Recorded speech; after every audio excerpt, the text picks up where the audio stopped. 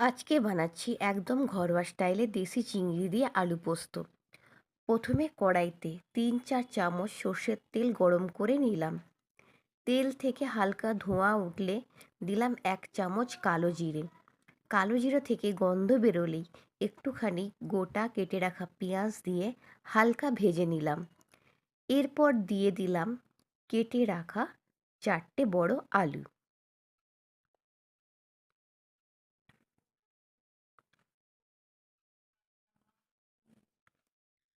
ভালো করে কিছুক্ষণ ভেজে নিলাম।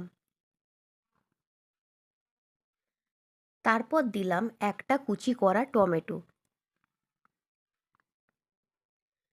সাথে 1 চিমটে হলুদ গুঁড়ো আর স্বাদ মতো নুন।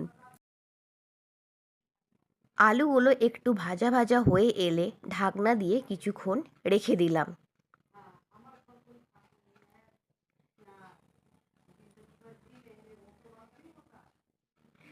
এদিকে আমি আগে থেকেই পোস্ত বেটে রেখেছিলাম, যেখানে আমি 4টে লঙ্কা দিয়েছিলাম।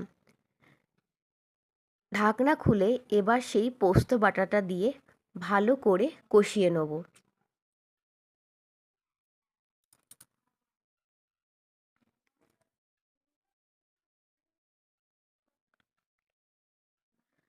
তারপর পোস্ত বাটার জল আর সামান্য বাড়তি জল দিয়ে দিলাম, যাতে আলুগুলো সেদ্ধ হয়ে যায়।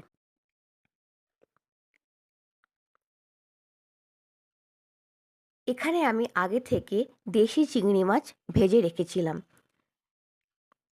এরপর চিংড়ি মাছ আর সামান্য কাশ্মীরি লঙ্কা দিয়ে দিলাম। দিয়ে ভালো করে 1 থেকে 2 মিনিট ঢেকে রাখলেই একদম আমার রান্না রেডি। চাইলে আপনারা শেষে 1 চিমটে চিনি দিতে পারেন।